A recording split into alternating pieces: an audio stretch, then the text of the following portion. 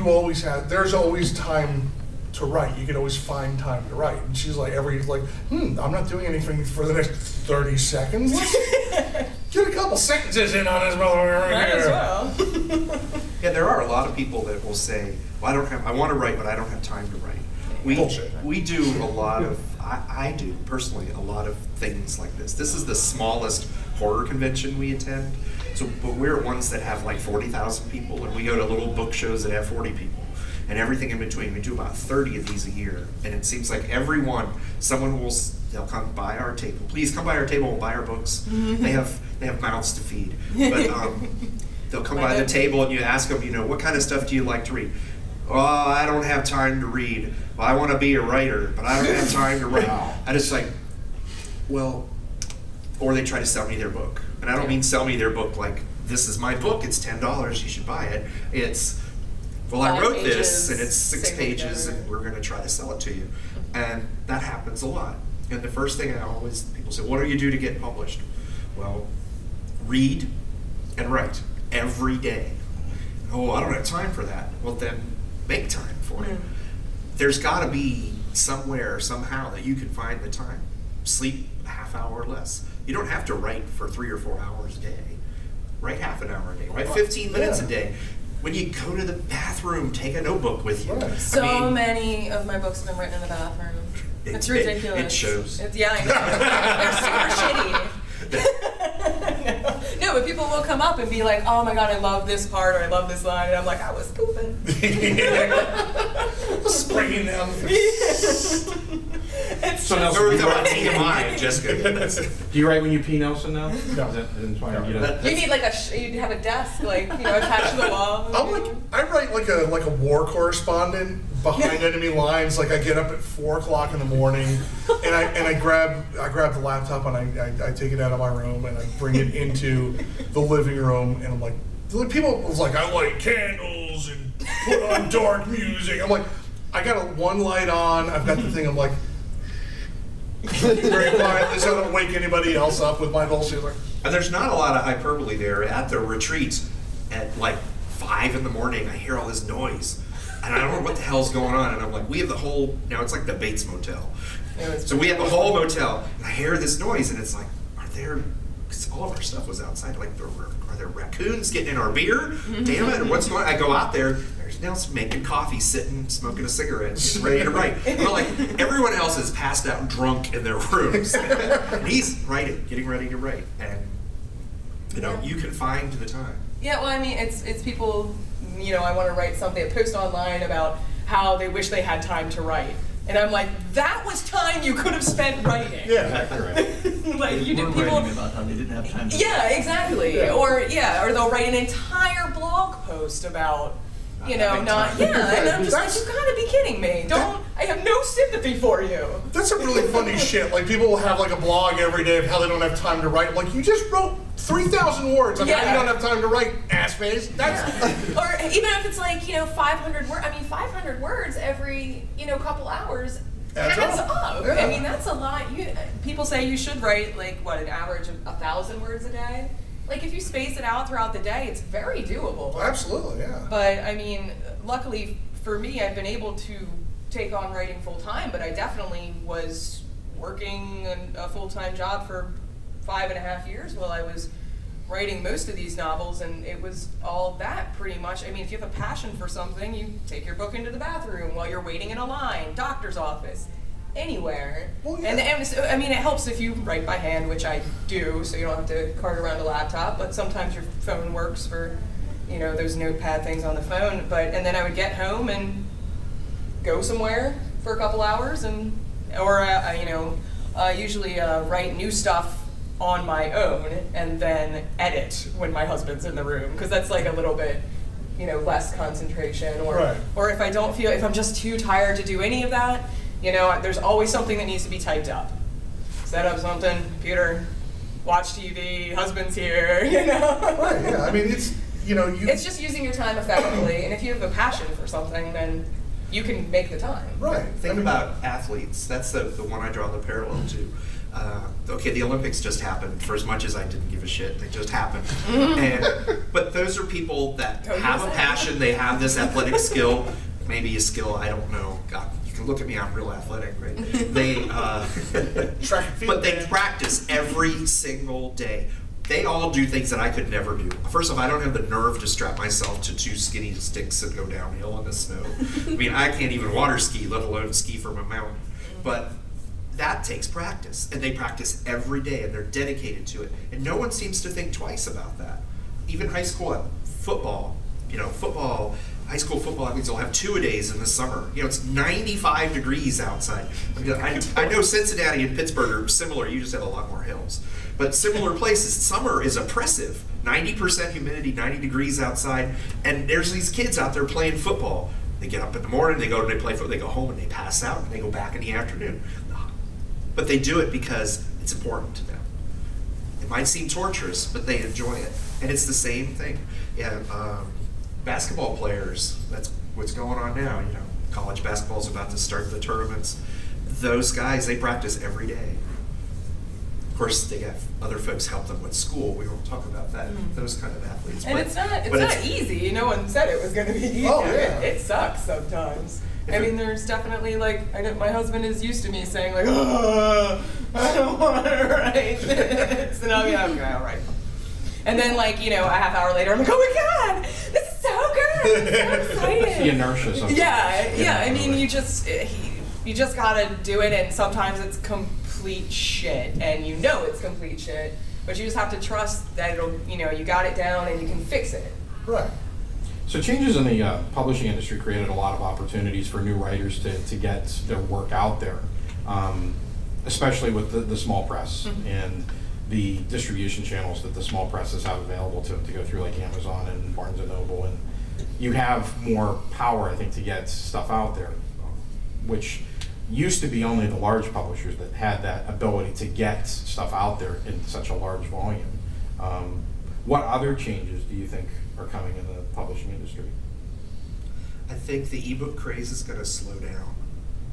Anyone who wants an e-reader now has one. They've been around long enough, they're inexpensive enough, and thanks to the ease of creating ebooks, the marketplace is flooded with ebooks.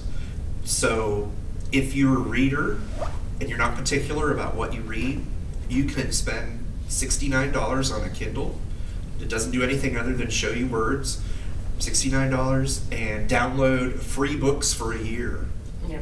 And you'll have something to read. Now, I'm not telling you it's good that you'll have to read, but you'll have plenty of things to read. And I think that was a boom for a lot of people. A lot of people are, oh, this is great. Anyone can publish now. And I'm not trying to knock self-publishing. I think self-publishing is a great thing if you already have an audience. If you already have an audience, self-publishing is wonderful. The folks like Harlan Ellison, who have years and years and years of all these stories, and they're all put together. They're his stories, he owns them. Why not self-publish them? Of course, in his case, he'd hire someone to self-publish them for him. But maybe not so nice about it. Not so nice about it either. Do it, damn it. You get an intern, an unpaid intern, right? But I think that's probably the biggest change, is that ebooks are going to stop growing. They've already plateaued, and I think that plateau is going to sink just a little bit. I mean, in my family, we have 2 e-readers, and I'm never sure where mine is, and my wife keeps hers wherever she is, but it's because she's reading 4 or 5 books at a time, and they're usually our books, so that when she comes to these events, she can talk about them. Oh, so sweet. I read a lot of Angry Birds. Yeah. So ebooks will still be out there. I think ebooks will still be there. The quality will start to get better. I think the quality will get better. They'll still be there. Yeah. In 2012, ebooks were about 65% of the number of books we sold were ebooks. In 2013, it was almost dead even, 50-50. Wow. And now only 2 months have passed in 2014, but we're at like 60% paper books, 40% ebooks. So it's slowly ramping down. I'm no expert at this. I mean, I run a small company. We've sold maybe 20,000 books in 3 years. So, the big guys sell 20,000 books a day. But to that end, that's what I see is less emphasis on the ebook. I think another indicator of that changing is like, you know, when Kindle first came out, you just read words. Now they have like, you know, the Kindle Fire, and you can do everything on it. And if you want, you can read a book too. See, I like my paper reader, paper ink or e-ink essentially, Yeah, I mean, because it's more book-like, and I like it because it's portable. I can carry 10 books with me, or I can get a book like that when I finish one. But yeah, I mean, there's a lot of crap out there. You're not kidding about that. Well, I mean, the flooding of, you know, anyone can make their own book. There is an appeal to that, but you also sometimes get what you pay for. You know, it's like this new book. It's, you know, it's. I wrote it on Saturday. I published it on Sunday. Yeah, and it's like 99 cents. It's all yours, and you get it like. After NaNoWriMo, I saw so many people posting about, oh, I just finished the novel, I can't wait to edit it this weekend and publish it on Monday. I was like, no, don't do that. And I was like, at first they were saying it was like the first book they'd written, and I was like, please don't do that, because I've written 22, and I still wouldn't, no, there's no way in hell I would publish something that I had just written, even like 2 months ago, 3 months ago, there's no way. One round of editing can't be that good. The other part is the technology. So, you know, it's no secret that small presses have blown up because print on demand. I don't have to buy, you know, 5,000 copies of a book in order to sell it at a reasonable price. It costs me, you know, X amount of dollars to print out one or to print out 100. And while there isn't much of a price break between one and, actually there's no price break between 1 and 100, the price is reasonable enough that I'm not worried about it. If I had to buy 1,000 copies of every book I published, I'd either be out of business or we'd publish 3 books. Yeah. But I think how that technology will change is more bookstores will start to have these machines in the store. There are some places in New York that have them, and right now I forget the name of the machine. But basically you go in and you pay the bookstore however much money for your book, and they print it right there on the spot. Nice. That's kind of neat. A great idea. So what that does is it allows the bookstore to get more revenue because they are providing you with this book. It allows the publishers to get revenue from old, out-of-print things. You know, they don't have to worry about binding all of this Stephen King back catalog. You know, you can say, you know, he sold 1 billion books. No one sold 1 billion books, but he sold 1 billion books. But how many copies of Rose, what is that one that's in every cutout bin everywhere? Rose Matter. How many copies of Rose Matter, you know, sell every day at full price? Probably 4. But a bookstore can make that available, and the publisher doesn't have to spend the money to print those 20,000 copies and sit in a warehouse somewhere. Cutting down on inventory. It's the best of both worlds. So you can get the paper book, but you get your paper book on demand from the bookstore. I love the future. That the future. Those machines cost about $500,000 We should never fly. right now. Like cars. So you get cheap ones for $100,000. They're like 3D printers, you know. Yeah. You can get a cheap one, or you can get a really good one. Well, I mean, I think a lot of the investment is in inventory and publishing, from what I've read. So, I mean, that's a great idea to be able to do that. Other than hotel expenses, that's my #1 expense. Well, and royalties. But that's kind of why I do this, is to pay sometimes royalties. But you know, at any given time, we start convention season. We started last month, but this is the first one. And one next weekend, and one the weekend after that, and then I take a break, and then Nelson and I are going to Schiller Theater, which is near New York City, and then I drive to Dallas the very same week, and all of these things. We'll sell 300 or 400 or 500 books at that point in time, but I have to buy those books in order to sell those books. 300 or 400 books doesn't sound like a lot of books, but to me, you know, they cost me about $5 or $6 a piece before they're shipped. Now, how do you guys work on building your platform, since you're a smaller press and independent authors, as opposed to, I mean, that's like, I would say the one thing that the big publisher tends to have is that they will put all the money out there for, but I think there are other ways to do it. So I'm just interested in what you guys have come up with creatively to build your platform and get your name out there. Well, I'll answer, then I'll let Jessica, because she's the person I use as the example. I used to teach marketing in college, and I believe there's a lot of bullshit out there. How to sell 1 million books! The only person selling 1 million books is the guy whose book you just bought. And he's not selling 1 million, he might be selling a couple thousand, because he's kind of preying on those people. See, that's one of those books I haven't finished writing. I've written a book called, you know, If I Can Do It, So Can You, the no gimmick, no nonsense way to market your book. There was a big push for writers' platforms a few years ago. Jessica's a perfect example, not that she may or may not have done this on purpose, I don't know, but you get your writer's page and you get all these thousands of followers, and the idea is you have 5,000 followers, you're guaranteed you're going to sell 500 books.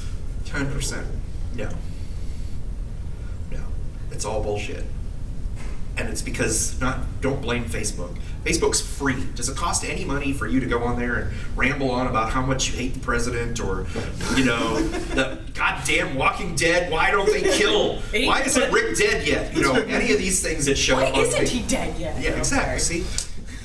No spoilers, no spoilers. You know? Yeah, right. It's like, it's free, shut up. Yeah. But the people buy followers. Well, if you have 5,000 followers and you have, or if you like 1,000 different things and you have 300 friends, and then you get bombarded with spam ads, you're not going to see every post from everybody all the time. Or you just liked it because someone said, oh yeah, you should like Jessica, click like. Because it takes absolutely no effort. And that's what you get back from those people too. So building that platform, spending all that time doing blog tours. We have an author that was big on doing blog tours. She did a blog tour for 6 weeks. It's a lot of typing. And what it turns out is that the people that were doing the blog tour were the same people. So when you're on Eric's blog, you've got Nelson and Jessica. Then when you're on Jessica's blog, you've got Eric and Nelson. Yeah. And It's a waste. yeah, that's why you can't just cut and paste and provide the same information, because it's the same people. So I know I'm kind of rallying against, you know, that's one of the gimmicks, you know, your platform. You get those thousand loyal fans. Yeah, I think it depends on how much effort you put into it, though. I mean, there's a big difference between having 5,000 followers and having 500 true followers. Yeah, and that's why, I mean, I always say that on my page, you know, I try to just be myself, and I think people appreciate that. But I'll post something that says, you know, cunt or, you know, anything, and I'll lose 2 followers, and I'm like, well, don't let the virtual door hit you on the way out, because if you can't deal with me saying cunt once in a status update, you're certainly not going to buy my book. And more than once. Yeah. I was like, if you don't like who I am, you don't like who I am, and that's fine. But you're probably not going to give me any money or, you know, support me in any way either. So see ya. Yeah, it's about return on investment. Yeah. They invested the 4th of a calorie it took to click like.